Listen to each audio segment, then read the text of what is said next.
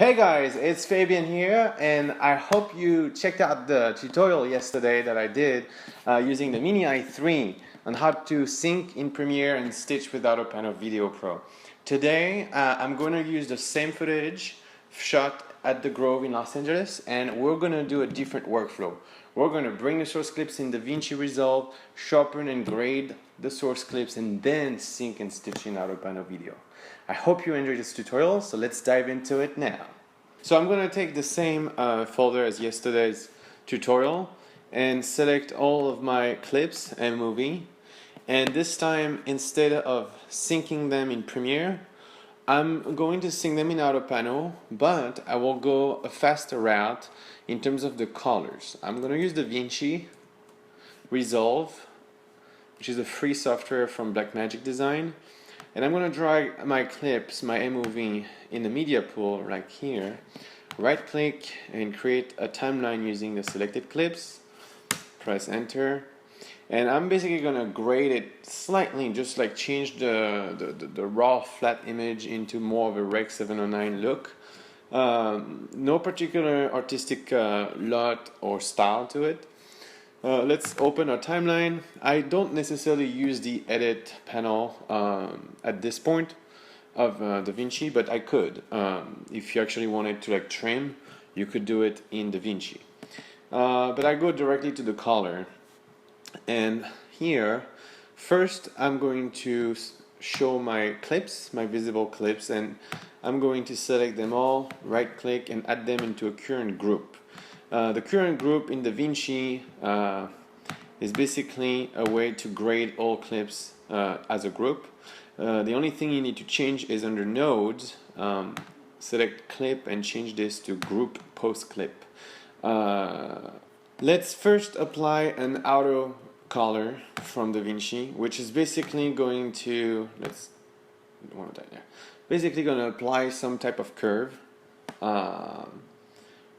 and make the blacks and the whites whites. And the next thing I'll do is create a mask to sharpen the entire source clip. So under your window here, you can select this little line, increase the size of your mask, and every grades you are going to apply will be we'll color grade the inside of the rectangle.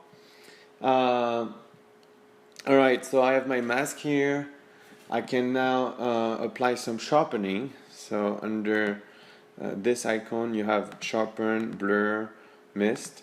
So select sharpen, and I would just increase the scaling up to 0.4 like this, and then my radius is what's going to turn the clip either blurry or more sharpen.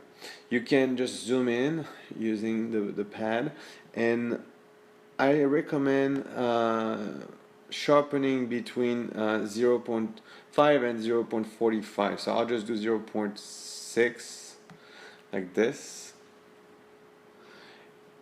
Great. And the good thing about DaVinci is the fact that you have those vector scope here on the right that helps you actually manage the colors much better than if you were to do it, let's say, in AutoPano. Next, here I'll just create another node, and you can create as many nodes as you want and grade with a particular style this footage, but I'm just gonna saturate a little bit more, like bring the colors a little. So here I just created a new node, and I'm gonna use, instead of the color wheels, I'll use those mixers here. So I'll increase the red in the red output, the green in the green output, and the blue in the blue output, and I feel like it's a little too saturated. So you can just use the key here and change the gain from 0 to 1. That's basically the opacity of this little adjustment. So I'll just keep it around 0.8 here because I'm pretty satisfied with it. And so now I have two nodes, and I'm ready to basically render my source clips.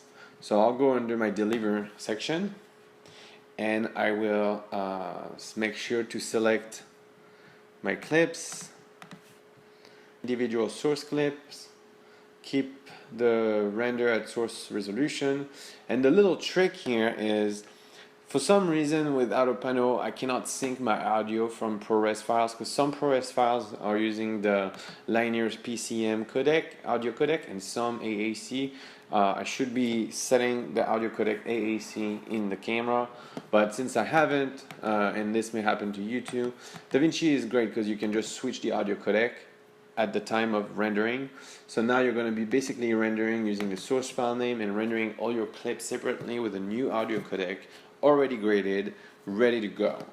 That's kind of a fast way to skip all of the After Effects and color grades that you want to do after stitching, and you can do it before stitching on the clips themselves, and you do it at the time where you actually get the best quality from the ProRes, from the Micro Cinema.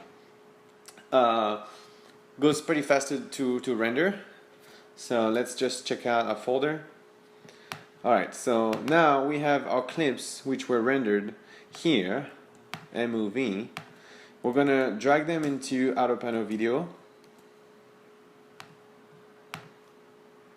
and now that the audio codec is AAC instead of linear PCM, I can use the auto synchronization from AutoPano to synchronize my 3 clips together.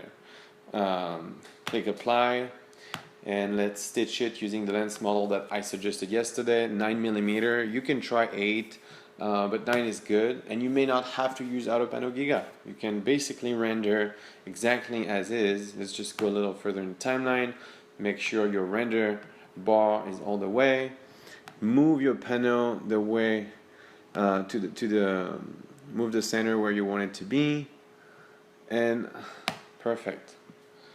And you can just render directly this video as, like, let's say, upscale it 3K for the resolution, render it as an MP4, and you're ready to show it to some people in the Gear VR. That's like a very fast way to quick stitch and apply some colors the right way and sharpen your image. I really like this workflow because it's very fast to render a quick stitch with some sharpening and better colors. And tomorrow we'll do a tutorial more advanced about how to stitch some raw DNG files with PTGUI only. And next week we'll go into Fusion, and I'll show you more and more tutorials this month using the Mini i3 and Mini i4 from 360 Designs. Hope you enjoyed this video. Please subscribe. Check out the links in the descriptions. There's the demo reel of 360 Designs. There is the files and the stitching templates for the Mini i3. And I hope to see you tomorrow.